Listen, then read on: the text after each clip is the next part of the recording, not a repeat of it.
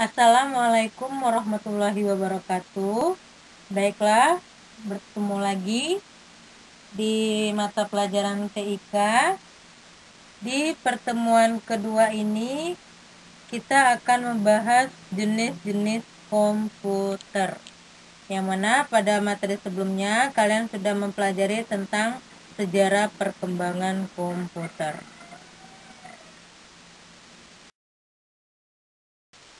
Dengan standar kompetensinya melakukan operasi dasar komputer. Kompetensi dasarnya mengaktifkan dan mematikan komputer sesuai prosedur. Indikatornya jenis-jenis komputer.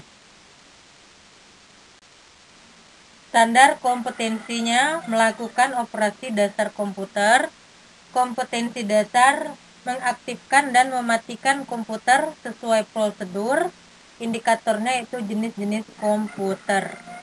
Yang mana di sini akan dibahas banyak dari jenis-jenis komputer, baik itu berdasarkan prosesor, berdasarkan masalah, berdasarkan data yang diolah, dan berdasarkan bentuknya. Di sini akan kita bahas satu per satu.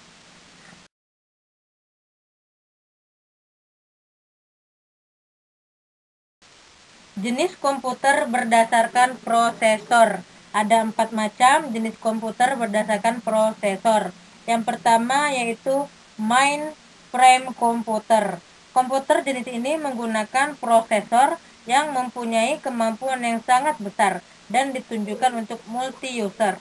Mainframe memiliki keunggulan bukan hanya dalam kecepatan pengolahan data, melainkan juga kompatibilitas dengan berbagai aplikasi dan juga ketangguhannya. Mesin ini dapat bekerja dalam waktu lama tanpa interupsi sama sekali. Faktor inilah yang menjadi alasan bagi perusahaan untuk menggunakan mainframe. Sudah ada di sana contoh komputer mainframe.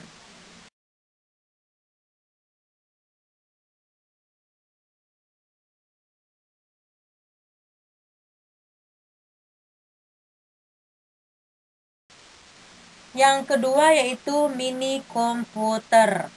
Kapasitas prosesor yang digunakan hampir sama dengan mainframe.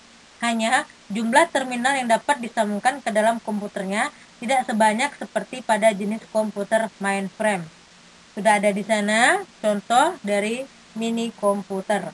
Yang ketiga yaitu personal komputer atau PC. Jenis prosesor yang digunakan kemampuannya tidak begitu besar dibandingkan dengan komputer mainframe.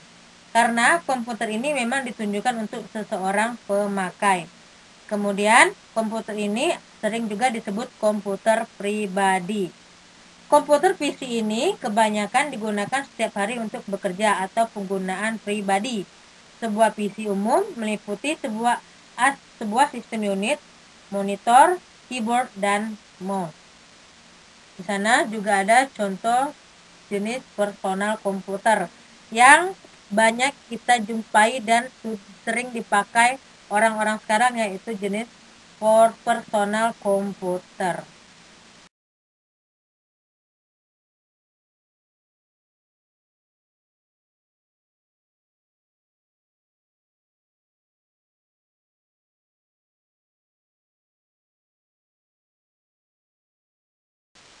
Yang keempat yaitu superkomputer.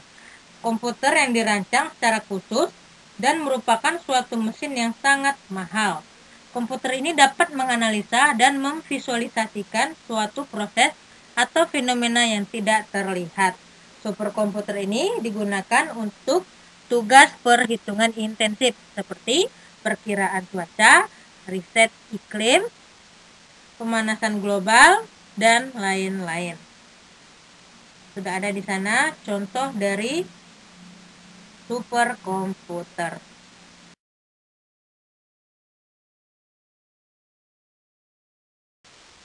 Yang kedua yaitu jenis-jenis komputer berdasarkan bidang masalah. Yang pertama yaitu general purpose komputer. Komputer ini dirancang untuk menyelesaikan bermacam-macam masalah, dapat mempergunakan program yang bermacam-macam untuk menyelesaikan jenis permasalahan yang berbeda. Yang kedua yaitu special purpose komputer. Komputer ini digunakan untuk menangani satu jenis masalah khusus. Komputer jenis ini biasanya telah diisikan suatu program komputer khusus yang biasanya digunakan sebagai pengontrol proses-proses tertentu pada mesin pabrik, kepentingan militer, atau pemeriksaan kesehatan.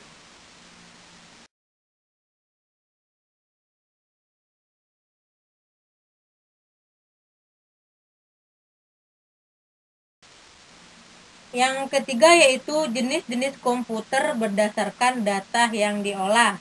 Ada 3 macam. Yang pertama yaitu komputer analog. Komputer analog adalah istilah yang digunakan untuk menggambarkan alat penghitung yang bekerja pada level analog. Bisa kalian lihat contoh dari komputer analog ada di bawah. Yang kedua yaitu komputer digital. Komputer digital adalah mesin komputer yang diciptakan untuk mengolah data yang bersifat kuantitatif dalam bentuk angka, huruf, tanda baca, dan lain-lain. Komputer ini merupakan komputer yang kebanyakan yang kita kenal. Lihat contohnya di bawah, sama seperti PC ya, komputer yang sering kita kenal.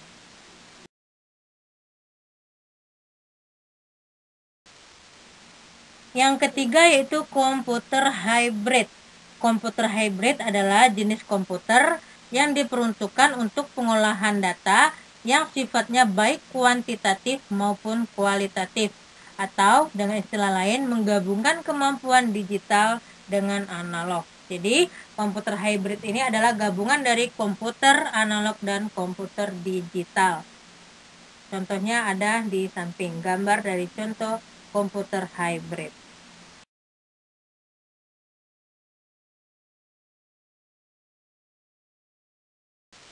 Yang terakhir yaitu jenis-jenis komputer berdasarkan bentuk. Ada 6 macam jenis komputer berdasarkan bentuk. Yang pertama itu komputer desktop. Komputer desktop ini ukuran fisiknya lumayan kecil, biasanya cocok diletakkan di atas meja. Bahkan sekarang dikembangkan untuk komputer desktop yang semakin tipis, yang dikenal dengan bentuk desktop slim. Sudah ada contoh gambarnya di samping. Yang kedua itu komputer tower. Ukuran fisiknya relatif lebih besar dibandingkan dengan komputer jenis desktop. Cocok untuk diletakkan di samping atau di atas meja. Lihat contohnya ada di samping seperti gambar CPU ya untuk komputer tower.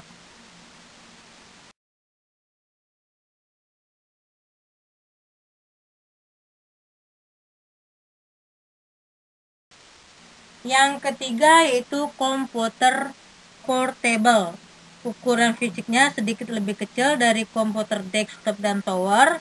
Seluruh bagian-bagiannya dijadikan satu agar mudah dibawa kemana-mana. Contohnya ada di samping. Yang keempat yaitu komputer laptop atau notebook. Komputer dengan ukuran fisik yang dapat dipangku, ukurannya lebih kecil dari komputer portable. Pada komputer notebook, semua komponennya dibuat menyatu. Jadi laptop dan notebook ini yang sering kita pakai saat ini, ya kan?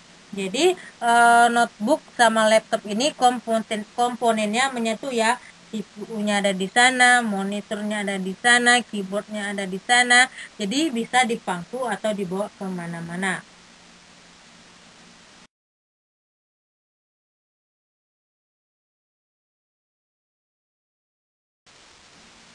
Yang kelima yaitu komputer sub notebook. Ukurannya sebesar kertas kuarto, tebalnya kira-kira 5 cm.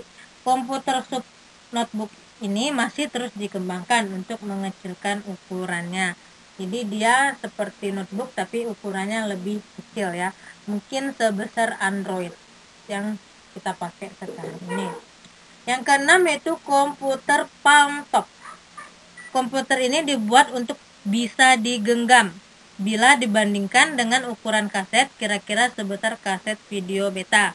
Ukuran arus listriknya pada komputer palm top biasanya didapatkan lewat baterai. Jadi dia juga sama seperti kira-kira sebesar Android dan bisa digenggam. Oke, untuk pertemuan kedua ini dengan materi jenis-jenis komputer cukup sampai di sini. Mohon maaf jika tidak lengkap atau ada kesalahan-kesalahan kata. Ibu harap kalian bisa mempelajarinya lebih lanjut, baik di searching di Google atau buku-buku referensi TIK lainnya. Kemudian sudah ada tugas yang Ibu berikan di sana, silakan kalian klik linknya dan kerjakan.